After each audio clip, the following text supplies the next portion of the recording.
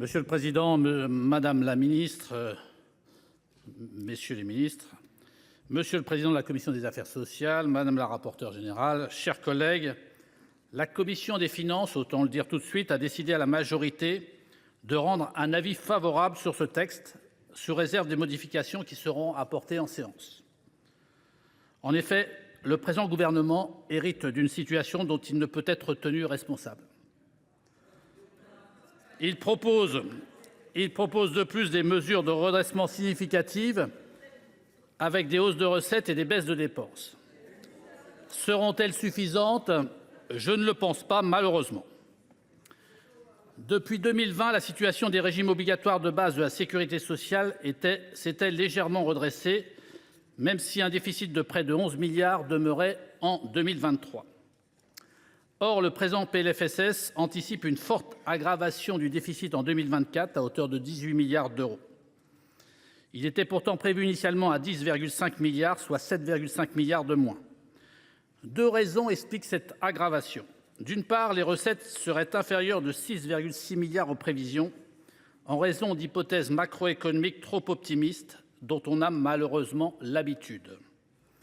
L'autre raison est la hausse des dépenses, et notamment de l'Ondam soins de ville, dépassée de 1,2 milliard.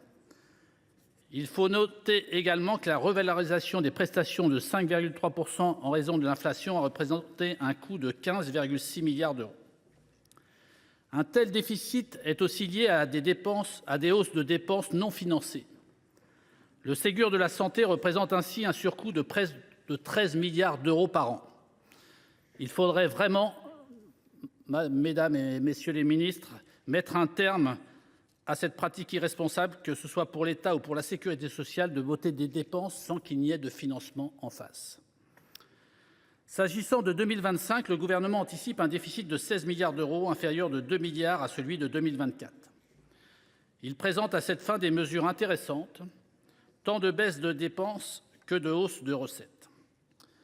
Concernant ces dernières, malgré une moindre progression liée au ralentissement de la croissance de la masse salariale, qui reste de mon point de vue quand même plutôt optimiste à 3,2%, des hausses sont prévues notamment la refonte des allégements généraux de cotisations sociales, réforme intéressante mais qui appelle des adaptations pour ne pas trop impacter l'emploi. Quant à l'augmentation prévue du taux de cotisation employeur de la CNRACL, elle pèsera très fortement sur les comptes des collectivités territoriales, en contradiction avec la volonté du Gouvernement de réduire fortement leurs dépenses. De plus, en raison du dispositif de compensation démographique, la CNRACL devrait verser près de 500 millions d'euros aux autres régimes de retraite en 2025. Est-ce bien normal de ponctionner un régime en déficit et de demander aux collectivités de cotiser plus pour d'autres régimes ? Personnellement, je ne le crois pas. Un compromis plus acceptable pour les collectivités doit être trouvé sur ce sujet. La commission des affaires sociales propose une piste intéressante en ce sens.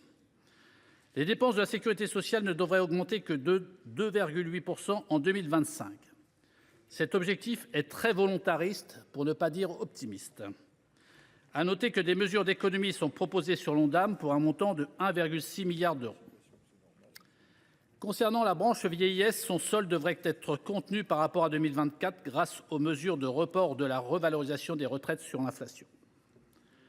J'en viens à un sujet que j'ai choisi de creuser en tant que rapporteur pour avis sur le PLFSS, à savoir le poids du système des retraites sur la dépense publique.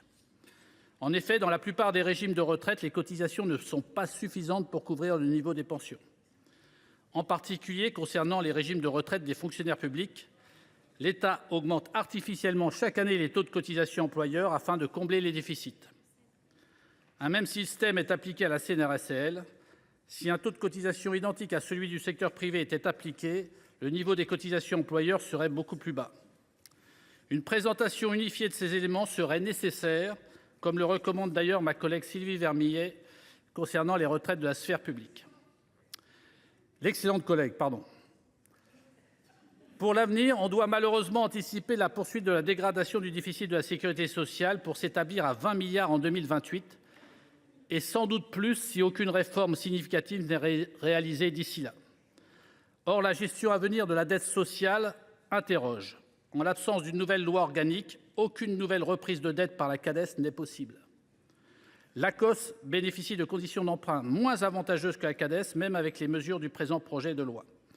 Une réflexion de fond doit donc être engagée rapidement quant à la gestion de la dette sociale afin de programmer sa disparition.